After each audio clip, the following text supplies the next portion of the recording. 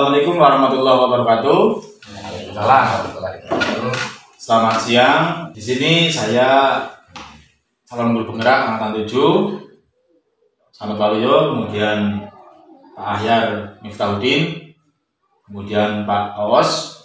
Di sini kami bertiga calon guru penggerak angkatan 7 Kabupaten Brebes akan melakukan kegiatan wawancara bersama narasumber. Dan narasumber kita saat ini adalah beliau Bapak Sandi Prihatmolo, Kepala SD Negeri Banjarsari 2, dan beliau merupakan satu-satunya kepala sekolah yang berasal dari guru penggerak angkatan pertama. Gitu ya Pak? Nyun sewu Pak Sandi, perkenalkan kami bertiga di sini calon guru penggerak angkatan 7 akan melakukan wawancara dengan panjenengan. Terima kasih sudah diberikan kesempatan serta mohon maaf dari kami, mungkin dari kami mengganggu waktunya di sela-sela kesibukan panjenengan. Ya. Langsung saja ya Pak. Ya. Untuk pertanyaan pertama, selama ini bagaimana Anda dapat mengidentifikasi kasus-kasus yang merupakan dilema etika atau bujukan moral? Untuk mengidentifikasi kasus-kasus yang dilema etika, bujukan moral, itu sebetulnya bukan hal yang sulit ya. Kalau kita sebagai praktisi, itu kita pasti tahu. Ada hal-hal yang tidak sesuai dengan aturan, tapi kita terpaksa harus menahan diri untuk sebuah hasil yang lebih baik. Tidak selamanya keras lawan keras itu baik. Yang kita inginkan adalah masalah selesai, masalah teratasi, rintangan dapat kita hadapi dengan baik, tapi tidak menimbulkan permasalahan yang baru, sama sekali tidak menimbulkan involusi. Jadi kita benar-benar ingin mengharapkan sebuah solusi yang solutif. Nah, cara mengidentifikasinya tentu mudah. Kita mulai dari dengan di sekolah ada kode etik, ada tata tertib, bagaimana guru-guru di sekolah ini itu mematuhi peraturan yang ada. Jika ada 1-2 orang yang mungkin mengabaikan, saya rasa selagi masih bukan hal yang besar, itu masih hal yang manusiawi, karena ada orang pasti juga ada kekeliruan, ada kekeliruan. Nah, tugas saya adalah untuk mengidentifikasi tersebut sebagai sebuah dilema etika yang akan membuat saya berpikir lebih lanjut, melakukan langkah-langkah tertentu, tidak seketika mengambil keputusan sama sekali tidak, agar saya benar-benar dapat menghasilkan sebuah jawaban yang lebih baik dan diinginkan oleh semua orang. Itu seperti itu. Oke Pak. Selanjutnya ya Pak ya. Bagaimana Bapak menjalankan pengambilan keputusan di sekolah Bapak, terutama untuk kasus-kasus di mana ada dua kepentingan yang sama-sama benar atau sama-sama mengandung nilai kebajikan? Jika ada dua kepentingan yang sama-sama mengandung nilai benar, lalu kemudian sama-sama mengandung nilai kebajikan, kita kan perlu memperhitungkan itu situasi yang dilematis. Nah, jika situasi yang dilematis seperti itu, maka kita perlu melakukan langkah-langkah pengambilan keputusan, seperti mulai dari mengenali nilai, kemudian kita melakukan identifikasi dan seterusnya, sehingga nanti kita ada gambaran nih, kita mau bagaimana ke depan. Oh, ternyata yang kesimpulannya yang terbaik adalah begini. Meskipun kita sudah membuat sebuah kesimpulan, belum tentu itu yang terbaik. Kita perlu untuk berpikir ulang, memastikan keputusan tersebut itu yang terbaik dengan prinsip-prinsip tertentu. Misalkan ada 3 prinsip pengambilan keputusan, dari mulai care based thinking, ya, rasa kepedulian, kemudian rule based thinking berdasarkan peraturan yang berlaku di sekolah ini atau dimanapun kita berada, karena peraturan itu kan sesuatu yang memiliki nilai-nilai kebajikan. Nah, kebajikan di sini tergantung wilayah kita. jika saya di Banjarsari, maka nilai pertama yang saya pertimbangkan adalah nilai kebajikan lokal, adat istiadat dan sebagainya. Kenapa? Karena saya hidup di masyarakat sini. Lalu kemudian coba kita cross check dengan nilai kebajikan secara universal. Kalau ternyata kalau ada sinkronisasi persepsi yang presisi, ada sebuah kesepakatan, ada sebuah garis benang merah. Nah, disitulah maka kita mencoba untuk memikirkan prinsip yang terakhir atau yang paling utama, apa ends based thinking. Bagaimana kita mempertimbangkan gambaran, kita memiliki gambaran jika keputusan ini kita ambil nantinya akan bagaimana. Nah, sebelum kita mengambil keputusan itu, kita bisa menggunakan contoh keputusan yang diambil oleh tokoh yang kita idolakan, atau mungkin semacam kita mengibaratkan di depan orang kalau tidak salah. Jadi keputusan kita ini populer apa tidak? Tapi disinilah pemimpin sejati. Jika kita memiliki satu dasar yang kuat, maka walaupun keputusan kita itu tidak populer, kita bisa mempertanggungjawabkan dengan baik. Sehingga apapun pertanyaannya, apapun permasalahannya, kita memiliki dasar yang kuat, dan insya Allah yang diambil adalah ends based thinking, hasil akhir yang paling baik, sebuah kehidupan yang saling merangkul, all embracing transcendentalism. Itu prinsip saya seperti itu sebagai pemimpin. Terima kasih terima jawabannya. Itu secara langkah atau berapa yang sudah Bapak lakukan selama ini? Prosedurnya seperti apa yang sudah dilaksanakan? Prosedurnya, langkah-langkahnya. Jika ada satu masalah, yang pertama saya adalah coba untuk mengenali, melakukan langkah-langkah awal, mengenali nilai-nilai yang terkandung, kemudian saya mencoba untuk menggali, melakukan identifikasi dengan menggelar rapat dewan guru. Nah, dari rapat dewan guru ini kita memiliki pandangan-pandangan baru yang bisa jadi pandangan itu lebih baik dari pandangan saya. Tidak berarti bahwa saya sebagai pemimpin maka saya paling tahu segalanya, tidak juga. Ada hal-hal yang tidak bisa kita lakukan, bahwa guru-guru di sekitar kita, guru-guru di sekolah kita, bisa jadi mereka orang yang lebih berpengalaman di bidang. Nah, masukan-masukan itu tentu sangat bermakna sehingga akan membantu kita dalam mengambil keputusan, menguji langkah-langkah, menguji prinsip-prinsip, ada paradigma, apakah ini bersifat jangka pendek atau jangka panjang, kan seperti itu. Apakah ini nantinya akan hasilnya permasalahannya kritikan, apakah akan jadi kerucukan, dan seperti itu. Kalau orang Jawa ya, kebetulan saya orang Jawa.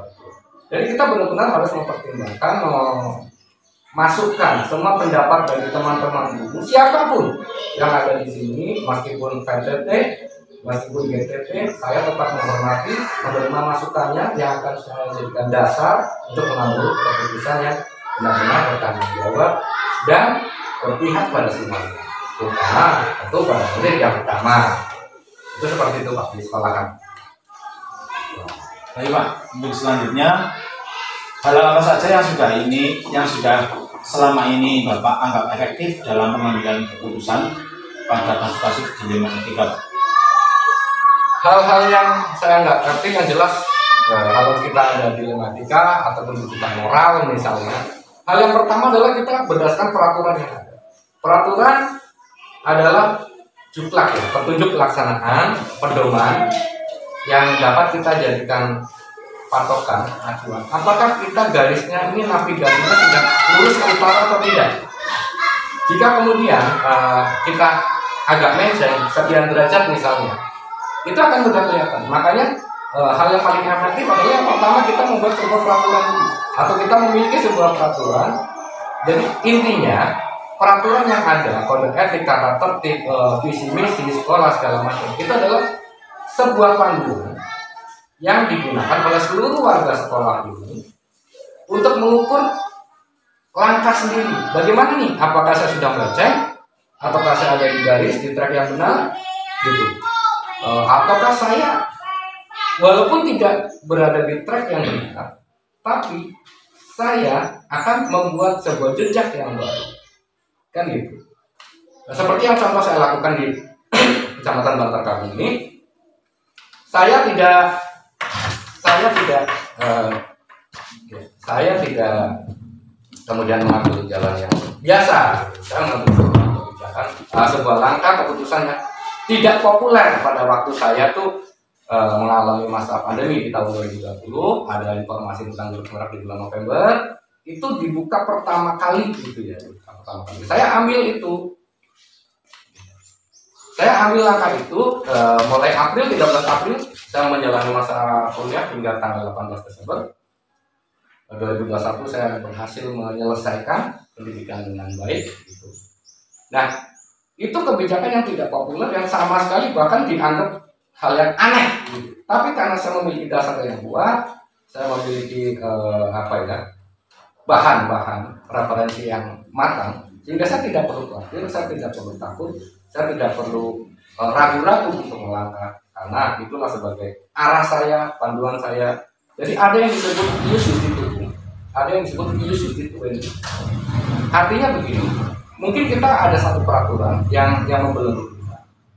Nah, tapi di atas peraturan itu ada peraturan yang lebih tinggi. Misalkan peraturan di sekolah, guru boleh berangkat jam 9. Misalnya, guru boleh menghukum anak umpamanya. Atau mungkin tidak perlu adanya hal-hal yang seremonial, prosesi rutin. Nah, apakah ius justitium itu sesuai? Apakah itu benar? Kita perlu melihat ke atasnya lagi. Ada yang disebut ius justitium.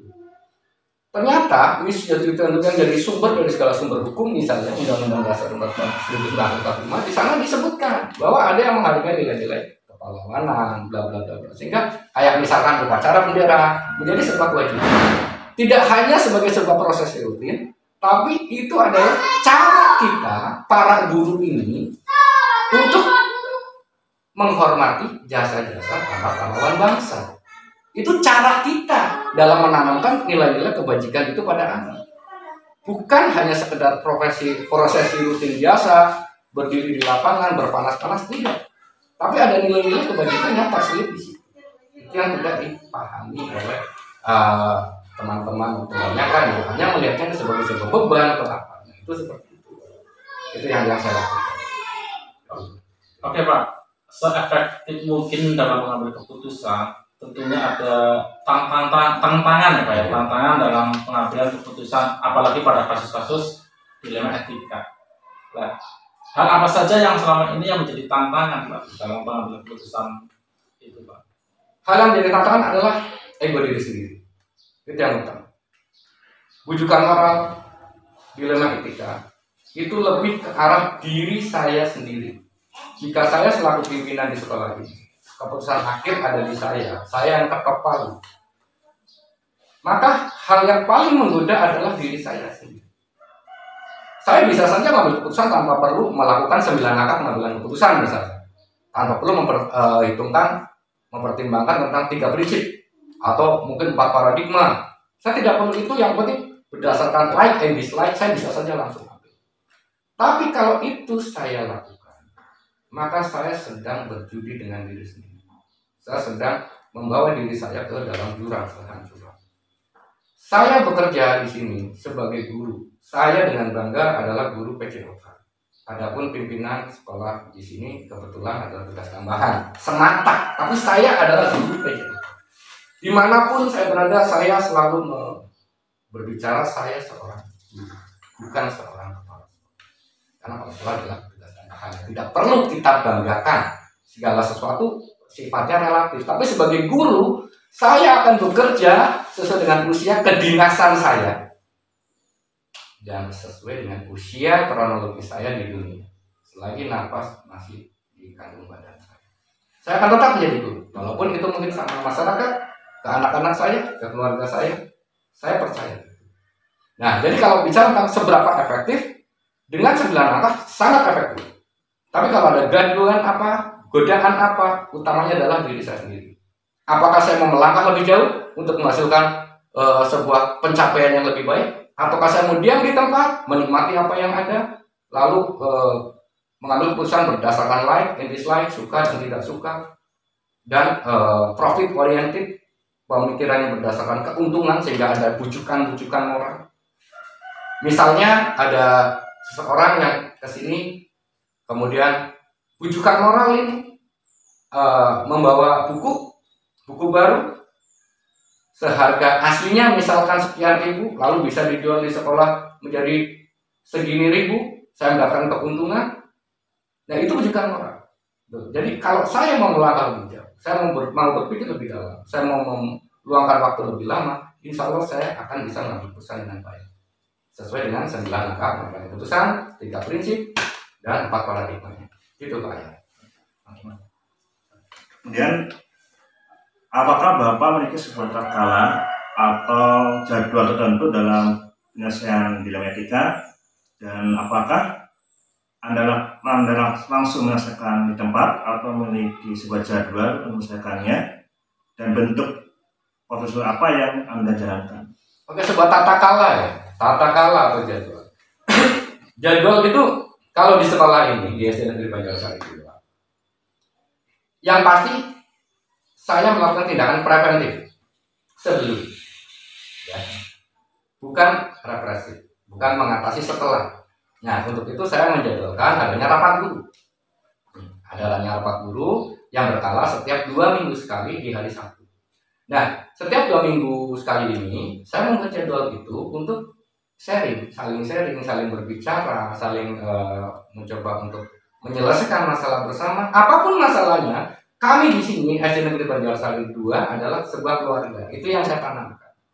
Ya, dengan menganggap kami sebagian dari sebuah keluarga, teman yang lain adalah anggota dari bagian tubuh kita. Sehingga ada masalah, ada kesakitan, kami pun ikut merasakan. Nah, itu kalau dibilang jadwal 2 minggu sekali, saya secara berkala melakukan langkah-langkah tersebut gitu, untuk melakukan rapat dewan guru, membahas permasalahan, mungkin juga ada informasi kedinasan, termasuk juga masalah intern di sekolah ini. Lalu kalau pertanyaan selanjutnya tentang apa tadi selain tata kala,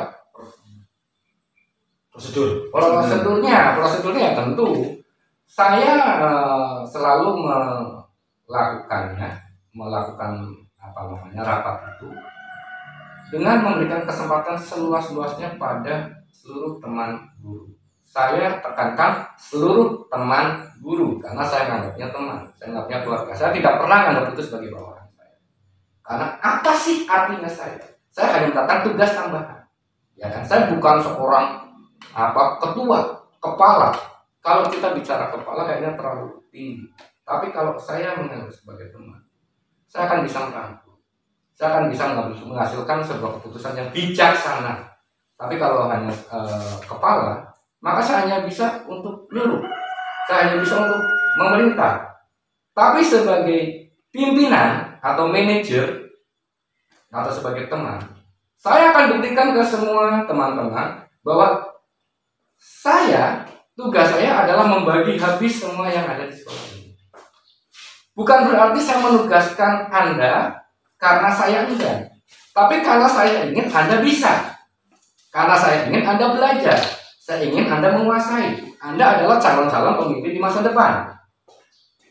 Gitu. Kalau saya mau handle semuanya, tentu saja saya bisa. Tapi lalu apa fungsinya teman-teman?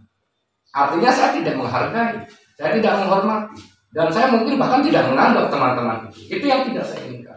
Makanya semua hal yang ada di sini saya bagi habis ke semuanya, dan saya percaya penuh teman-teman ini memiliki dedikasi yang bagus, memiliki dedikasi yang tinggi, integritas yang luar biasa, dan mereka adalah guru-guru hebat. Setidaknya 99% di sini sudah memiliki kualifikasi S1 atau sarjana sesuai dengan bidang kependidikan di Indonesia.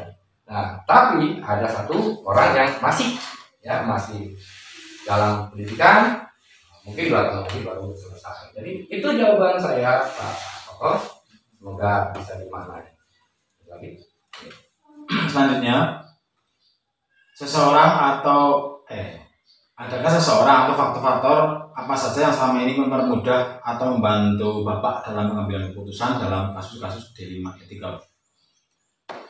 Dalam pengambilan keputusan, kalau bicara adakah seseorang, saya tidak bicara seseorang, setiap orang sangat membantu. Bahkan seorang anak kecil sekalipun, murid sekalipun, itu bisa membantu saya, memberikan masukan kepada saya agar saya bisa menghasilkan sebuah keputusan yang baik. Menjadi pertimbangan-pertimbangan untuk dipertimbangkan lebih lanjut, diperhitungkan lebih lanjut sebelum saya mengambil keputusan.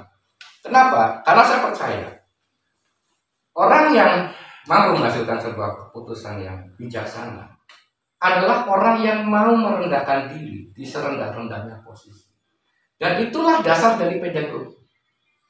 Kita bicara, kalau kita mengingat ya, ada yang namanya tokoh Pak Paulo Freire. Beliau yang pertama kali bapak pedagogi. Pertama kali dulu itu beliau mencetuskan tentang conscientizatio, konsep kesadaran diri. Kenapa? Karena zaman itu pada tahun 1454 itu mereka itu belum tahu apa itu pendidikan, belum tahu. Nah, mereka hanya ada magical consciousness, kesadaran magis. Petir tuh ya kayak gitu deh, gitu kan, seperti itu. Ada naïve consciousness, kesadaran naif. Ya emang udah kayak gitunya, emang udah ngalir gitu aja, nggak bakal gimana-gimana. Tapi kemudian otak dasar manusia itu kan berpikir. Kalau nggak salah istilah Pak Ahyar, Pak Anta biruhi lagu jismi. Kita jadi manusia karena akal pikiran, bukan karena fisik kan itu. Nah, kemudian muncul yang namanya critical consciousness, kesadaran kritis. Orang mulai berpikir, kenapa kok bisa begini?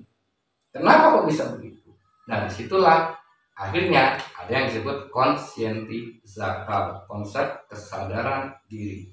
Dari situ dibagi lagi menjadi pedagogi, ilmu mendidik anak kecil, andragogi, ilmu mendidik yang orang dewasa, dan kemudian androgini yang mendidiknya hanya sejenis saja, entah itu perempuan, entah itu laki-laki. Nah, kenapa kok saya bilang itulah dasar dari pedagogi?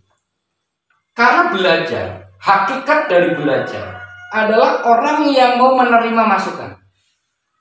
Kalau orang tidak mau menerima masukan, dia tidak mau merendahkan diri, ya dia tidak akan belajar. Kita lihat laut. Laut bisa menjadi tempat yang paling luas menampung air. Kenapa? Karena dia merendahkan diri di serendah-rendahnya posisi. Jangankan kok air hujan, air comberan aja dia tampung. Ya kan, air sungai, air pelimbahan segala macam. Bahkan maaf itu, urin kita pun dia tampung, tapi dia menjadi air yang luar biasa. Nah, itulah filosofi-filosofi yang saya pahami gitu. Kenapa kok saya menerima setiap orang, bahkan anak kecil sekalipun saya anggap sebagai masukan yang berharga, karena saya percaya hal besar selalu diawali dari hal kecil. Gedung sekolah ini tidak mungkin terbangun tanpa adanya butiran pasir, tanpa adanya mungkin batu-batu kerikil. Dan kenapa kita harus malu, kenapa kita harus merasa rendah jika kita dianggap kecil? Kenapa? Toh kerikil walaupun sering ditendang, dia tidak pernah bertumbuh. Itu konsepnya ya. Kalau kita merasa diri ini besar seperti batu gunung, tapi karena dia terlalu indah, terlalu nyaman di bawah naungan pohon, batu itu akan berlumut dan rapuh. Itu yang saya tidak inginkan. Saya lebih baik menjadi kerikil, jadi pasir yang meskipun kecil tapi berharga. Itu seperti itu. Jadi masukan dari siapapun saya terima. Saya bersedia untuk merendahkan diri di serendah-rendahnya posisi demi keputusan yang baik, demi hasil akhir yang baik, demi kebaikan bersama. Kebaikan tidak hanya secara lokal, tapi juga secara universal. Begitu Pak Sama. Menarik sekali Pak ya, apa yang Bapak sampaikan ini. Tapi karena memang keterbatasan waktu yang membuat kami untuk mengakhiri. Tapi sebelum mengakhiri ini Pak, ada satu pertanyaan lagi yang ingin saya sampaikan kepada Bapak. Yang pertanyaan ini, pembelajaran apa Pak yang Bapak tangkap, pembelajaran apa yang Bapak petik dari pengalaman Bapak dalam mengambil keputusan? Pembelajaran apa adalah sebuah refleksi. Adalah sebuah refleksi. Apa yang tadi saya sampaikan itu benar-benar berdasarkan faktual, kejadian nyata. Dan kejadian nyata ini tidak mungkin akan bisa saya ungkapkan, akan bisa saya terangkan tanpa adanya hal yang bermakna. Nah, hal yang bermakna ini muncul karena saya melakukan refleksi. Jadi begini Pak Ahyar, saya tidak yakin, tidak percaya, dan tidak setuju kita belajar dari pengalaman. Saya lebih yakin kalau kita belajar dari refleksi sebuah pengalaman. Saya pernah mendengar ada istilah yang We don't learn from experience, but we do learn from reflecting of the experience. Jadi kita benar-benar belajar dari sebuah hal bermakna, refleksi dari sebuah kejadian di masa lalu yang benar-benar membekas, benar-benar berkesan. Nah, itulah yang kita jadikan pelajaran. Untuk pembelajaran kita di masa yang akan datang yang relevan dengan kasus yang serupa. Itu pembelajaran saya. Jadi refleksi benar-benar mampu memperbaiki diri saya, mampu membantu saya dalam menghadapi permasalahan, mampu meringankan saya dalam memutuskan sebuah solusi, dan mampu menjadi semacam api lilin yang bisa menerangi di saat saya berada di kegelapan. Jadi konsepnya begini Pak Ayat, terima kasih. Pelajaran apa yang saya tangkap adalah refleksi. Dan kenapa kok refleksi? Karena saya selalu merasa diri ini tidak sempurna. Saya harus belajar dari waktu ke waktu, dari apapun, dari siapapun, dan dalam waktu kapanpun, serta kondisi yang bagaimanapun. Karena saya percaya jika saya mau melakukan semua itu, maka di dalam lingkungan pendidikan yang saya jalani, baik itu di sekolah, baik itu di rumah atau di masyarakat, maka dengan sendirinya akan tercipta pendidikan lingkungan.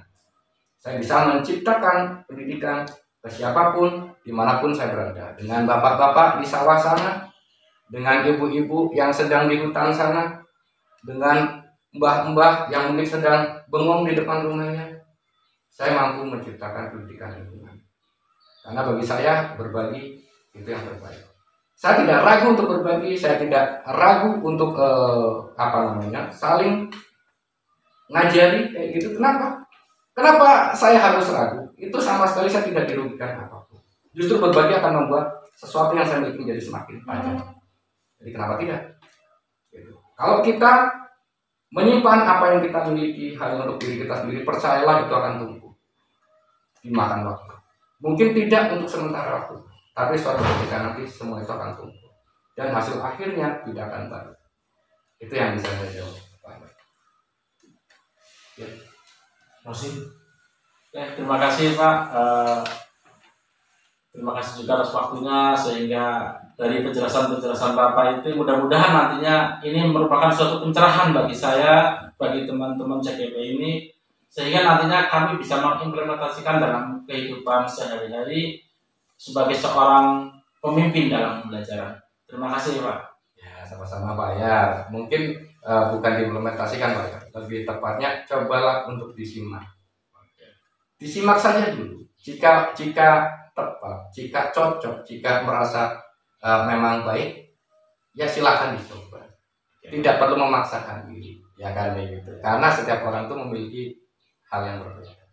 Itu baik di saya, belum tentu di Pak Slamet, belum tentu di Pak Ayat, belum tentu di Pak. Kan gitu. Terima kasih Pak. Ya.